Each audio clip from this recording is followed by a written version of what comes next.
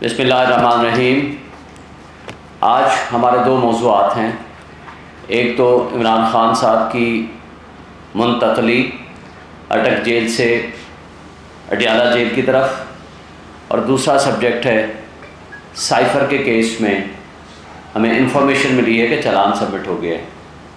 ہمارے پاس پورا ریکارڈ، وہ انفارمیشن ابھی کمپلیٹ موجود نہیں ہے، تو جب موجود ہوگی تو نیچرلی ہم اس کے اوپر پراپرلی رسپونڈ کریں گے، but for the time being جو ہمارا پوائنٹ آف ویو ہے آپ سے شیئر کرنا ہے۔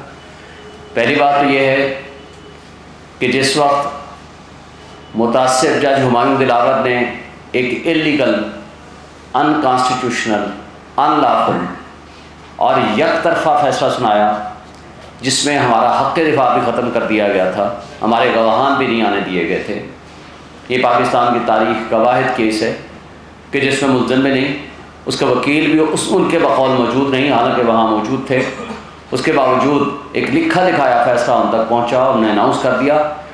ابھی فیصلے پہ دستخط نہیں ہوئے، وارنٹ آف ارسٹ پہ ایگزیکیوٹ نہیں ہوا، وہ جاری نہیں ہوا، اس پہ دستخط نہیں ہوئے، اور لاہور پولیس پہلے پہنچ گئی وہاں گرفتار کرنے۔ بہرحال اس میں لکھا ہوا ہے کہ اڈیالہ جیل میں رکھا جائے گا، اور اس وقت ہم نے پٹیشن فائل کی اسلام آباد ہائی کورٹ میں کہ ہمیں یہ بتایا جائے کہ پھر یہ کس کے حکم سے اڈیالہ جیل کی بجائے اٹک جیل لے جایا گیا۔ لیکن بدقسمتی سے کہ اس کیس میں ضمانت کا فیصلہ ہو گیا، حالانکہ جج صاحب نے کہا تھا میں 4 دن میں اس ضمانت کا فیصلہ کروں گا، لیکن 4 دن کی بجائے 25 دن لگائے۔ لیکن اس کا فیصلہ ہونے کے بعد 2 مہینے کے بعد یہ فیصلہ کیا کہ اٹک جیل سے منتقل کر دیا جائے اڈیالہ جیل۔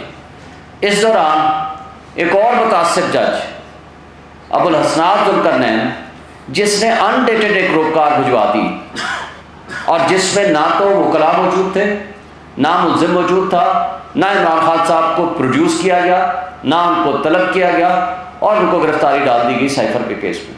اور اس دوران سائفر کیس FIR بھی درج ہو گئی جس کا کسی کو نہیں پتا تھا۔ اب مسئلہ یہ تھا کہ چلے سائفر کے کیس میں ضمانت کا فیصلہ کر دیں۔ 6 تاریخیں جج صاحب یا چھٹی پہ چلے گئے، یا کسی ایک بہانے سے یا دوسرے بہانے سے وہ ڈیلے کرتے رہے، یا پراسیکیوشن ڈیلے کرتی رہی۔ بالآخر ضمانت کی درخواست خارج کر دی گئی، حالانکہ وہ قابل ضمانت جرم ہے جس کی 2 سال کی سزا ہے۔ اور اس کے بعد اسلام آباد ہائی کورٹ میں جب پٹیشن فائل کی، اور 12 مرتبہ ہم لکھ کے بھی کہہ چکے ہیں اور مطالبہ بھی کر چکے ہیں کہ چیف جسٹس عامر فاروق صاحب ہمارے کیس نہ سنیں، کیونکہ وہ متعصب ہیں، وہ پریجوڈس رکھتے ہیں، لہٰذا ان کے اوپر ہمارا ٹرسٹ نہیں ہے کہ عمران خان صاحب کے وہ مقدمات سنیں۔ لیکن بدقسمتی سے یہ ٹریک ریکارڈ ان کا ہونے کے باوجود وہ سارے کیسز وہ کہتے ہیں ہم خود سنیں گے، اور ہم نے یہ مطالبہ کیا ہے کہ یا کسی بھی جج اسلام آباد ہائی کورٹ کو دے دیں، لاہور ہائی کورٹ کو بھجوا دیں، پشاور ہائی کورٹ کو دے دیں، اور سپریم کورٹ میں بھی ہم پٹیشن فائل کر چکے ہیں، لیکن جسٹس عامر فاروق صاحب سوائے اپنے اس پاس مقدمے رکھنے اور کمپرومائزز کرنے کے علاوہ کوئی ہماری پٹیشن کو انٹرٹین نہیں کرتے پراپرلی، جو ہمارا بنیادی حق ہے۔ اب ہم آتے ہیں کہ جو اس وقت ٹرانسفر کرایا، بجائے سائفر کیس میں وہ فیصلہ کرتے، پہلے کہا گیا کہ جناب میں یہ فیصلہ کروں گا کہ ان کیمرہ ٹرائل ہونا چاہیے یا اوپن ٹرائل ہونا چاہیے، لیکن ضمانت کا کیس تھا، اور ہم نے کہا کہ ضمانت کا کیس ٹاپ موسٹ پرائیورٹی ہوتا ہے، آپ اس پہ فیصلہ کر دیں۔ وہ فیصلہ کرنے کے بجائے انہوں نے ریزرو کر دیا، اور اگلے دن فیصلہ آیا کہ جناب یہ تو ابھی پراسیکیوشن نے لکھ کے ہی نہیں دیا کہ اس کو ان کیمرہ ٹرائل کیا جائے۔ اب ٹرائل کا فیصلہ تو ٹرائل کی سٹیج پہ ہوگا، ضمانت کا فیصلہ آپ بے شک کسی کی موجودگی میں نہیں، وہ کلاں کی موجودگی میں کر دیں، آپ فیصلہ تو کریں، لیکن اس کو انڈیفینٹ پیریڈ کے لیے تاریخ دے دی گئی، یعنی ضمانت کے کیس کا فیصلہ پینڈنگ کر دیا گیا، اور اس کا ٹرائل کی بات ہونے یا نہ ہونے کا فیصلہ بعد میں کیا جائے گا۔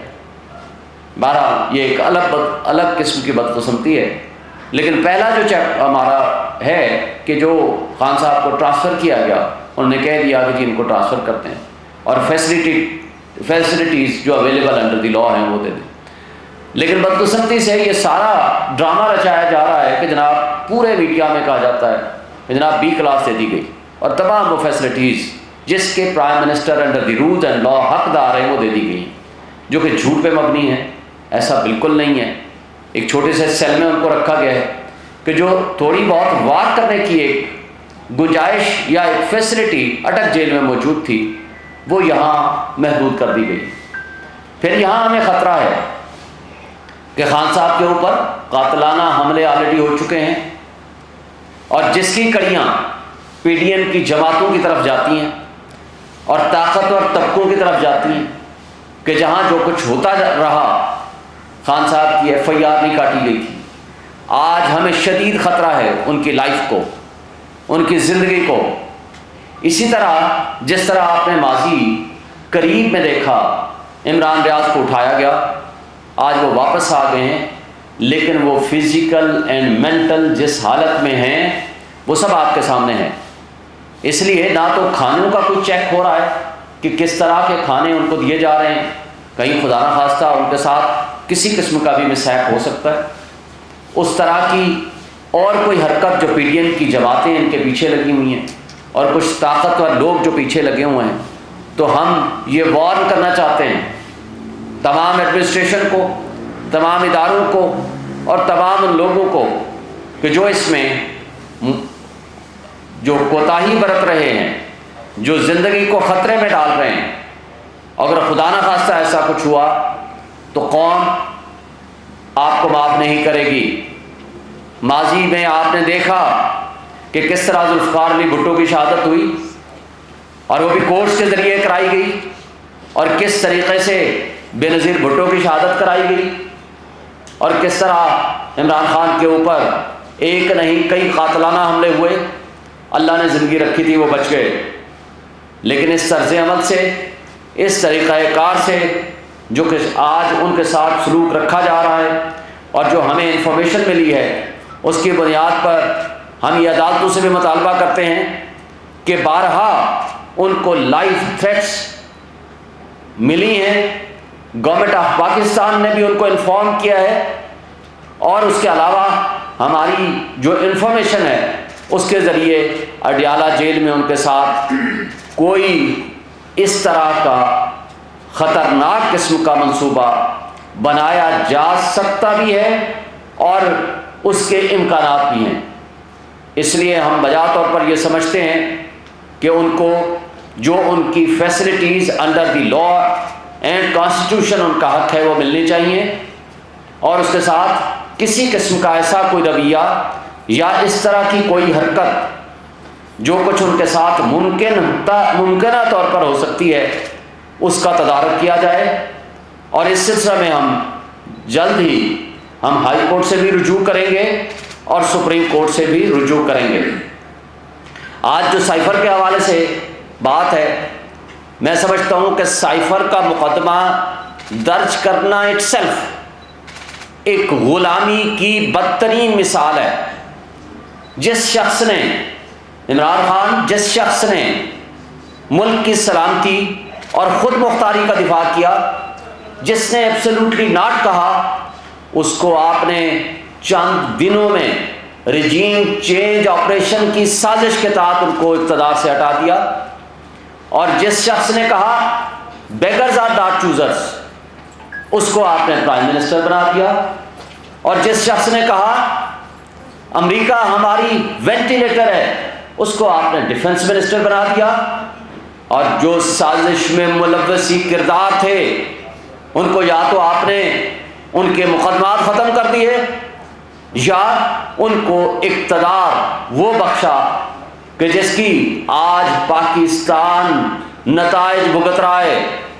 کل عید میلاد النبی کے موقع پر جو بربریت ہوئی، جو ہمارے انسانی جانوں کا نقصان ہوا، ہمیں اس پہ بہت افسوس ہے، مگر میں پوچھتا ہوں اپنے ان طاقتور ریاستی اداروں سے، اپنی ان انٹیلیجنس ایجنسیز سے، اپنے ان اداروں سے جن کی اور حکومتوں سے جن کی یہ ذمہ داری ہے کہ وہ دہشت گردی کو ختم کریں، جن کی یہ ذمہ داری ہے کہ وہ پراپر انٹیلیجنس بیسڈ آپریشنز کریں، لیکن ان کو بدقسمتی سے تمام اداروں کو، تمام ایجنسیز کو، پولیس کو ایک کام پہ لگا دیا گیا کہ کسی طریقے سے عمران اور پی ٹی آئی کو کرش کیا جائے، لیکن پی ٹی آئی کی مقبولیت تو نہ ختم کر سکے، لیکن بدقسمتی سے ملک کو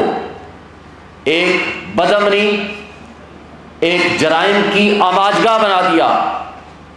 آج جس طرح کی دہشت گردی کا سامنا ہمیں ہے، اس کو ہم مکمل طور پر ماضی قریب میں ختم کر چکے تھے، اور اسی طرح آج جو 25 کروڑ عوام بھوک، مہنگائی، بے روزگاری اور غربت کی لکیر کے نیچے چلی گئی ہے، وہ خودکشیاں کرنے پہ مجبور ہو گئی ہے، اور یہ سارا فراڈ اور ڈرامہ صرف ایک شخص کی دشمنی میں رچایا گیا۔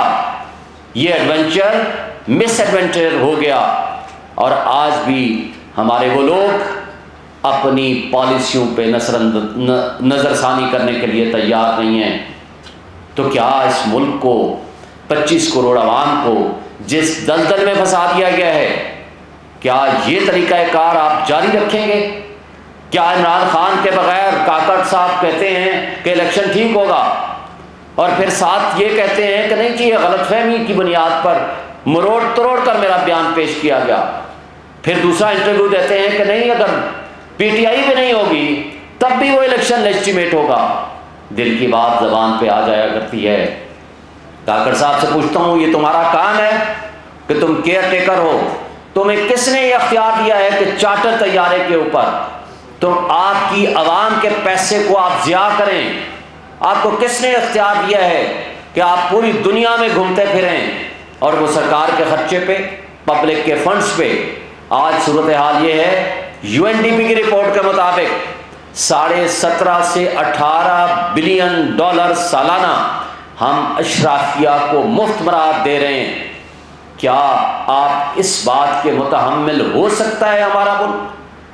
اور اس کے باوجود بڑی ڈٹائی کے ساتھ بیٹھ کے کہتے ہیں کہ نہیں، کہ ہم تو بڑے امپارشل ہیں۔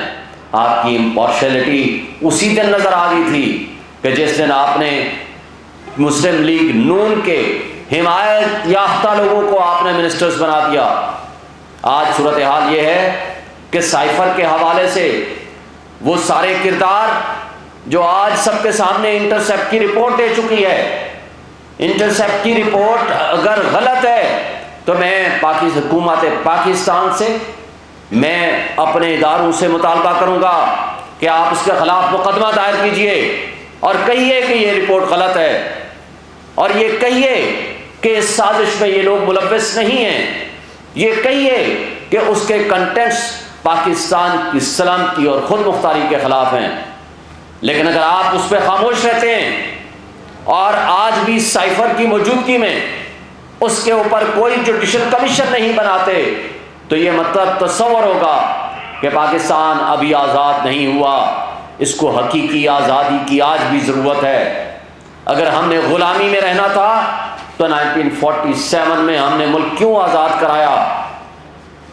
عمران خان نے تھرو آؤٹ یہ مطالبہ کیا کہ اس کے اوپر جوڈیشل کمیشن بنایا جائے، سپریم کورٹ کے ججز کی سربراہی میں بنایا جائے، جس کے لیے پچھلے جج جسٹس عمر بندیال صاحب کو ہم نے لکھا تھا، اور آج ہم موجودہ چیف جسٹس قاضی فائز صاحب سے یہ مطالبہ کرتے ہیں کہ اس کے اوپر، سائفر کے اوپر ایک ہائی پاور جوڈیشل کمیشن بنایا جائے اور اس کے اوپر فائنڈنگز دی جائیں کہ اس کے اندر کون کون کردار ملوث ہیں، کون کون رجیم چینج آپریشن کے کردار ہیں، اور کس طریقے سے اس ملک کو نہ صرف غلامی کی دلدل میں دھکیل دیا بلکہ 25 کروڑ عوام کی قسمت کو ایک تباہی کے گڑھے میں پھینک دیا گیا۔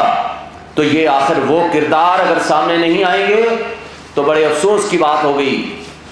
عمران خان نے جنرل ریٹائرڈ طارق کی سربراہی میں کمیشن بنایا جو کہ معذرت کر کے پیچھے ہٹ گئے، پھر ان کا اقتدار ختم کر دیا گیا، لیکن اس کے بعد شہباز شریف کی زیر قیادت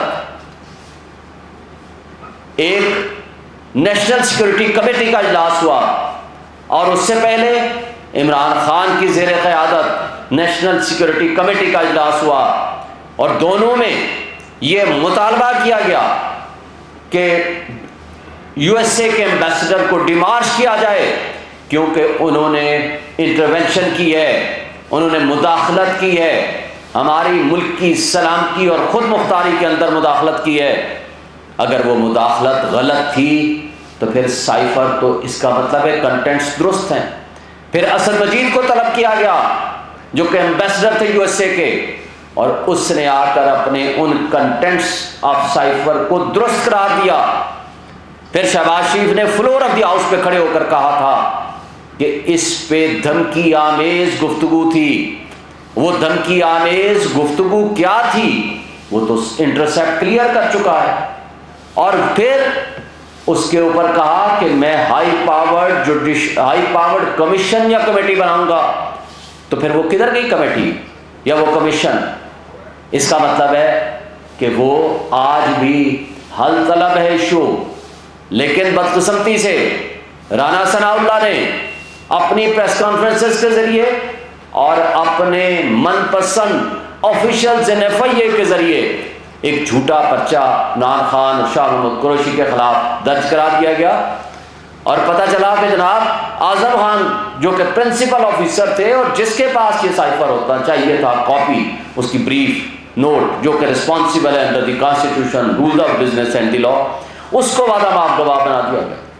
اور اسد صاحب جو کہ اس وقت اس کے اندر ایکیوز تھے، اب پتہ چلا ان کو بھی، ان کا نام بھی اس لسٹ میں نہیں، اور ایک صرف عمران خان اور شاہ محمود قریشی کو اس کے اندر ایکیوز بنا کے چالان سبمٹ کر دیا گیا۔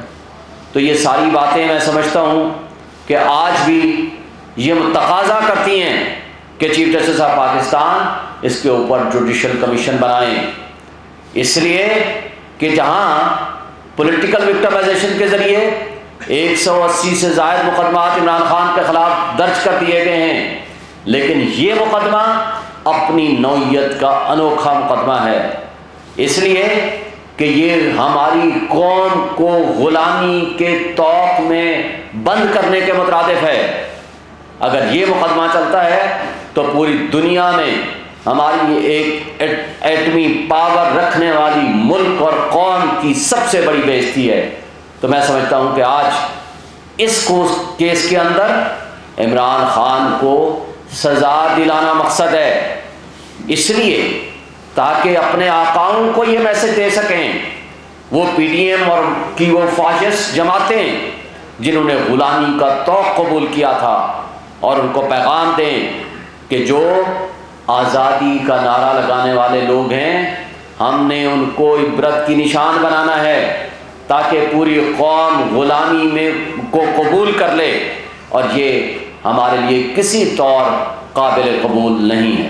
تھینک یو سر، یہ بتائیے کہ 28 گواہ پیش کیے گئے، اس میں دفتر خارجہ بھی شامل ہے، پی ایم ہاؤس کے افسران بھی شامل ہیں، اور اس نے بھی جب ان کیمرہ سماعت ہوئی تھی اس میں 161 کا بیان تھا۔ یہ 164 کا بیان کب ہوا؟ یہ تو مجسٹریٹ کے سامنے ہوتا ہے۔ ایک بات تو یہ ذہن میں رکھیں کہ یہ FIR اس لیے نہیں بن سکتی تھی کہ ڈی کلاسیفائی کرنے کا حکم ہوا کیبنٹ کے ذریعے۔ جب کیبنٹ جو کہ کمپیٹنٹ اتھارٹی ہے انڈر دی کانسٹیٹیوشن، وہ ڈی کلاسیفائی کرنے کا حکم دے دے تو ڈی کلاسیفائڈ ڈاکومنٹ کبھی وہ سیکرٹ نہیں ہوتا، لیکن اس کے باوجود اس کی آج بھی سیکریسی برقرار ہے۔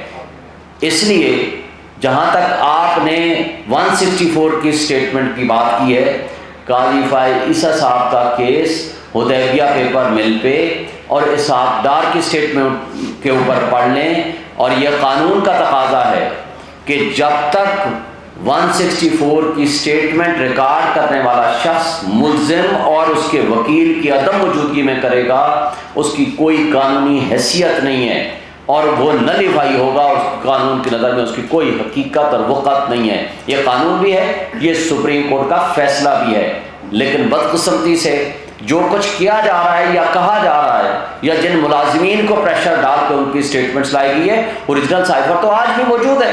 کہاں موجود ہے؟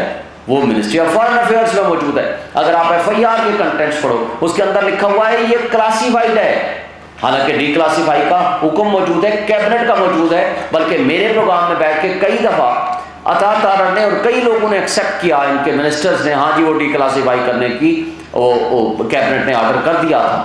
تو اس لیے یہ کنٹینٹس آف ایف آئی آر ہی غلط ہے. اور دوسری بات یہ کہنا کہ وہ سائفر ہی گم ہو گیا، سائفر ٹیلی گرام گم ہو گیا، وہ آج اس کو تبدیل کر دیا، ہاں جی وہ تو فارن آفس کا موجود ہے، پھر جرم کون سا ہوا؟ نیکسٹ. شیخ صاحب، عامر ملک میرا نام ہے. آپ نے ماشاءاللہ پی ٹی آئی سے اور چیئرمین پی ٹی آئی سے متعلقہ بہت سارے امور اور معاملات کا آج اس پریس کانفرنس میں احاطہ کیا. لگتا یہ ہے کہ آپ کی کور کمیٹی کے ممبر بھی ہیں اور بڑے قریبی آپ کے ذرائع ہیں، آپ کے رابطے ہیں چیئرمین پی ٹی آئی سے. تو ماضی میں ایسا تھا کہ جب بڑے بڑے جلسے پی ٹی آئی کے ہوتے تھے تو چیئرمین پی ٹی آئی سیاسی مخالفین کو ایفیڈرین عباسی اور مولانا ڈیزل کا القابات سے پکارا کرتے تھے. اب یہ جو توشہ خانہ کی واردات ہے اس کے نتیجے میں مخالفین جو ہیں وہ ان کو توشہ خان کے لقب سے پکار رہے ہیں. تو اس پہ چیئرمین پی ٹی آئی یا پی ٹی آئی کیا محسوس کر رہے ہیں، ذرا یہ بتائیے. پہلی بات تو یہ ہے کہ پی ٹی آئی اور چیئرمین پی ٹی آئی کی مقبولیت، آپ نے وہ جو سو کارڈ گیلپ رپورٹ آئی ہے، میں اس کو سو کارڈ اس لیے کہتا ہوں، میں بھی اس کو نہیں مانتا جس طرح کی وہ رپورٹس آئی ہیں. لیکن ہم چلیں for the time being minimum بھی ہم آپ کو کہیں، پوری عوام کی 70% آبادی آج بھی وہ ایک ہی شخصیت کو پسند کرتی ہے، اس کے نظریات سے متفق ہے، وہ واحد شخص ہے عمران خان اور پی ٹی آئی. توشہ خانہ کے ذریعے آپ نے بولا، توشہ خانہ نے تو آپ سب کے پول کھول دیے ہیں ماشاءاللہ. ہمارے خلاف تو الزام صرف یہ ہے نا کہ آپ نے وہ ڈیکلیریشن پراپر نہیں کی، ٹیکس اتھارٹیز کے پاس کر دی، لیکن آپ نے جو الیکشن کمیشن کے پاس وہ لفظ لکھنا تھا توشہ خانہ وہ نہیں لکھا. حالانکہ ٹیکس اتھارٹیز کے پاس آپ نے جو اخراجات اور جو آپ کے ریسورسز ہیں دونوں لکھنے ہوتے ہیں، آمدن اور اخراجات. یہاں آپ نے ٹوٹل ایسٹس لکھنے ہوتے ہیں، اس کے لیے کنڈیشن مست نہیں تھی. لیکن جن لوگوں نے توشہ خانہ سے غیر قانونی گاڑیاں لی، جنہوں نے جرم کیا اور نیب لا ترمیم کر کے ان مقدمات کو اپنے آپ کو ختم کرا لیا، جس میں مریم نواز نے گاڑی لی، آپ نے منصور خان کے پروگرام آپ نے دیکھ لیا اور کہ اچھا یہ میں نے بھی لی تھی، اور آپ نے نواز شریف نے گاڑی لی جو کہ نہیں لے سکتے تھے انڈر دی لا. جس نے قانون کے مطابق کوئی بینیفٹ لیا، کوئی تحفہ لیا، پیسے جمع کرائے اور پھر اس کی پراپرٹی ہے وہ اس کو بیچے، اپنے پاس رکھے، وہ کسی کو دے، وہ آگے گفٹ کرے، اس کو آپ نہیں پوچھ سکتے. لیکن جس شخص کو جو اتھارٹی نہیں ہے لینے کی، وہ ہیں گاڑیاں. آصف علی زرداری نے 3 گاڑیاں لی، یوسف گیلانی نے 1 لی، ایک نواز شریف نے لی، ایک مریم نواز نے لی جو آتھورائز ہی نہیں ہے، پبلک آفس ہولڈر ہی نہیں تھی، وہ لے ہی نہیں سکتی تھی، لیکن اس نے بھی لے لی. اس لیے کہ یہاں بدقسمتی سے میڈیا کو 10 ارب دے دیے گئے پچھلے 1.5 سال میں، 16 مہینے میں. پوری رام کہانی چلتی رہی، توشہ خانہ توشہ خانہ توشہ خانہ. پتہ چلا کہ توشہ خانہ کے جو مجرم ہیں وہ تو سامنے وہ مدعی بن کے بیٹھ گئے، اور جس نے قانون کے اوپر عمل درآمد کیا وہ مجرم بن گیا. اور جس نے 27 گھڑیاں لی وہ جناب فرشتے ہیں اس ملک میں. اور جس شخص نے گھڑی لی اور اس کو یا جو بھی تحائف لیے اس کو قانون کے مطابق ڈکلیئر کیا وہ مجرم بن گئے. یہ ہے ہمارے ملک کا دوہرا معیار نظام انصاف کا اور قانون کا، جس کی وجہ سے آج ہم بھگت رہے ہیں. سر سائفر میں ایف آئی اے کی جانب سے جو آج چلان جمع کروائے گئے ان میں اسد عمر کا کہیں نام شامل نہیں ہے. کیا سمجھتے ہیں اسد عمر کو کلین چٹ کس وجہ سے ملی کہ وہ یہاں پر بیٹھ کر پریس کانفرنس کرنے گئے تھے؟ ساتھ میں ایک اور چیز بیان کر لیں کہ ایڈوکیٹ شیر افضل کا اس وقت پی ٹی آئی میں کیا رول ہے؟ کیا اس وقت دیکھیں، پہلی بات جو آپ نے اسد صاحب کے بارے میں، اسد عمر صاحب کے بارے میں کی، سب سے بڑی معذرت کے ساتھ جو جڑ ہے نا وہ آپ کی یہ پریس کلب ہے خرابی کا. یہ میں مذاق میں کہہ رہا ہوں، کہیں سیریس نہ سمجھ لینا. جو اس جہاں پریس کانفرنس کر کے گیا وہ فرشتہ بن گیا، صرف ڈرائی کلین نہیں ہوا، وہ فرشتہ بن گیا. اور جس نے پریس کانفرنس نہیں کی وہ فرشتہ بھی وہ شیطان بن گیا. یہ ہے یہاں کا نظام انصاف اور نظام قانون. تو اسد عمر صاحب کی ایک پریس کانفرنس کافی نہیں تھی، کیونکہ اب تو ہائی کورٹ کے 2 معزز جج صاحب نے، جسٹس میاں گل حسن الغیب صاحب نے، جسٹس ارباب طاہر صاحب نے گو کہ لائٹر نوٹ پہ انہوں نے کہا ہم تو 5-5 10-10 دفعہ ضمانتیں آپ کو دے دیں گے، ریلیز بھی کر دیں گے، لیکن اصل آپ کی رہائی تب ممکن ہوگی جب جاؤ پریس کانفرنس کرو. یعنی پریس کلب ہی وہ واحد راستہ ہے اپنے آپ کو کلیئرنس دلانے کا اور ایکوٹل کرانے کا. اس لیے کہ نہ اس کے لیے جج کی ضرورت ہے، نہ گواہ کی ضرورت ہے، نہ قانون کی ضرورت ہے، نہ کسی اور سسٹم کی ضرورت ہے. اس لیے آپ کے پاس آ گئے. آپ نے جو بات کی، دیکھیں ہمارے ہاں پی ٹی آئی سب سے بڑی پولیٹیکل پارٹی ہے اس وقت، اس میں کوئی شک نہیں. ہمارا مخالف بھی اس بات کو مانتا ہے. اب تو شکر ہے کہ جو مخالفین ہیں، خواہ وہ ادارے ہیں یا وہ پولیٹیکل پارٹیز ہیں، انہوں نے خود جو سروے کیا ہے، جو وہ کہ اپنے آپ کو تو بہت 88% پہ لے گئے ہیں، چلیں ہم جو بھی باتیں ہیں وہ الگ ہیں، وہ بھی مانتے ہیں the only largest political party all over the Pakistan, even Sindh میں بھی ان کو زیادہ ووٹ ملے کہ جی ان کی جو ہے پاپولرٹی ایون پیپلز پارٹی سے انٹیریئر سندھ میں بھی زیادہ ہے. تو باقی کے پی کا تو آپ نے دیکھ لیا، پنجاب میں بھی دیکھ لیا. لیکن وہ بھی یہ کہتے ہیں کہ سب سے بڑی پولیٹیکل پارٹی، اب سب سے بڑی جو پولیٹیکل پارٹی ہوتی ہے اس میں کروڑوں کی تعداد میں افراد ہوتے ہیں.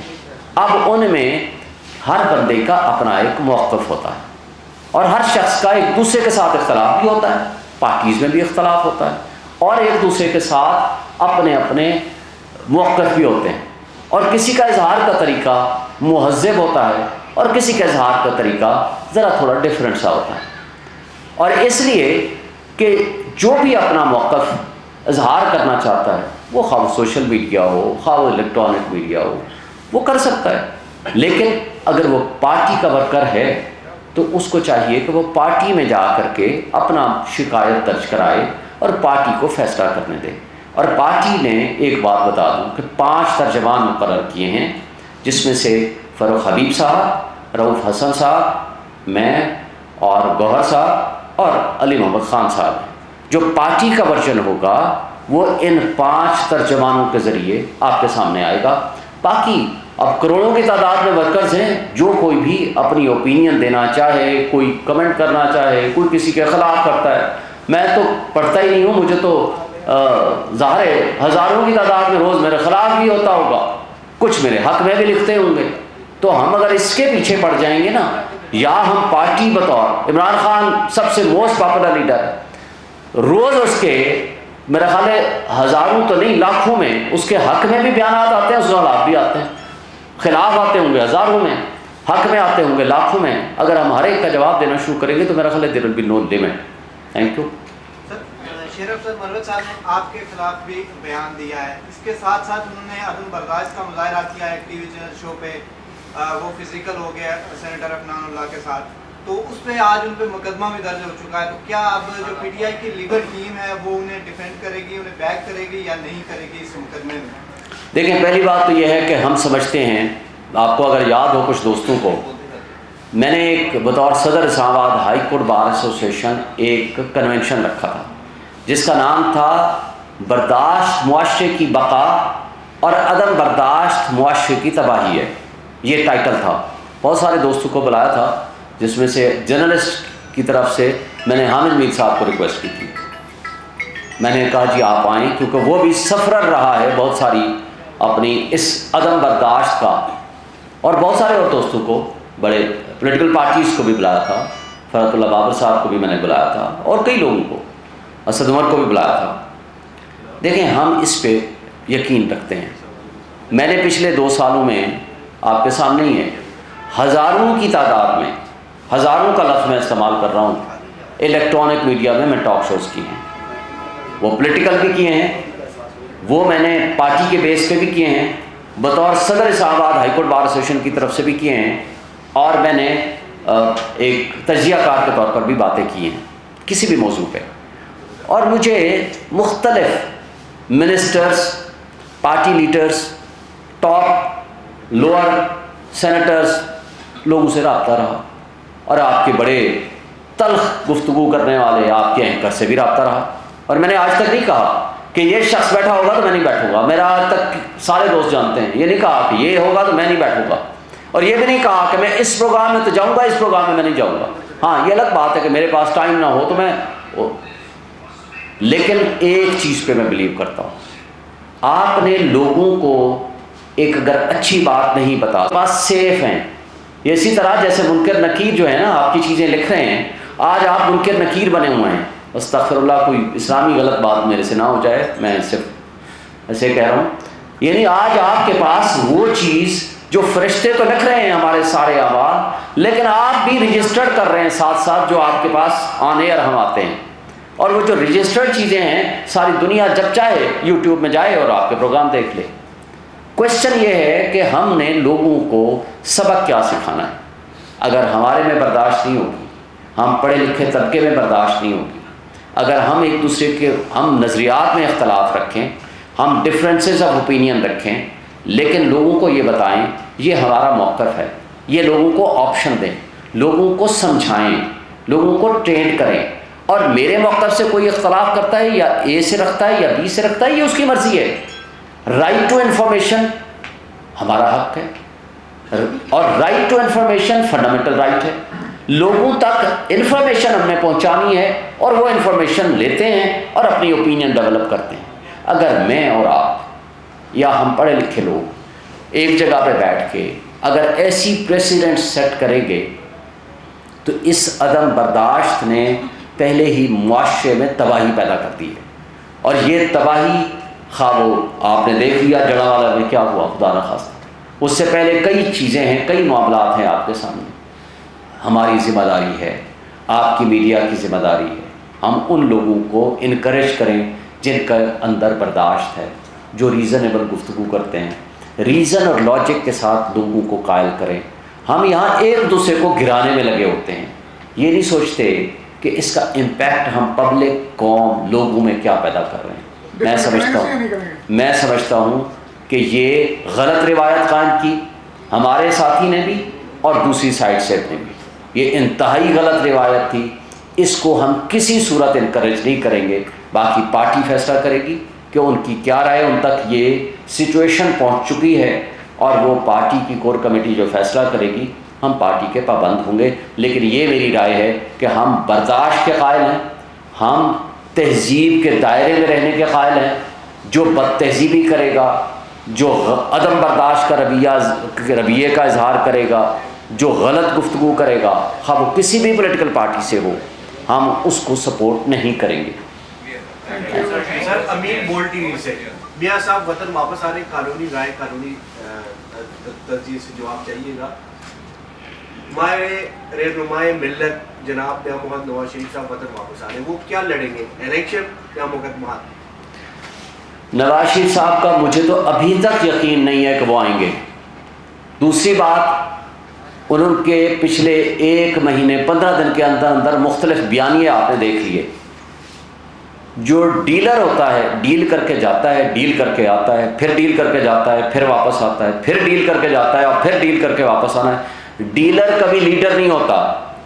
لیڈر ایک ہے اس وقت, وہ ہے عمران خان, جو کہ اس وقت جیل میں ہے, جس کا مرنا جینا اس ملک کے ساتھ ہے.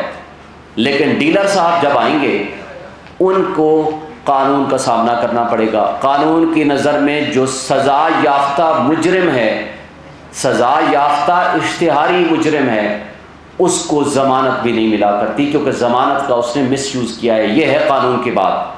وہ جیل میں جائیں گے, اس کے علاوہ ان کا کوئی ٹھکانہ نہیں ہے, اور ضمانت بھی نہیں ہو سکتی یہ قانون کے مطابق, اس لیے کہ میجر پنشمنٹ ان کو ملی ہوئی ہے, اور اس کے ساتھ ساتھ انہوں نے مس یوز آف بیل کی ہے. اور وہ کون سے ڈاکٹرز تھے جو یہ کہتے تھے پاکستان کی ہواؤں اور فضاؤں میں واپس جاؤ گے تو آپ بیمار ہو جاؤ گے, اگر پوری دنیا میں گھومتے رہو تو آپ بہت صحت مند ہیں. Thank you.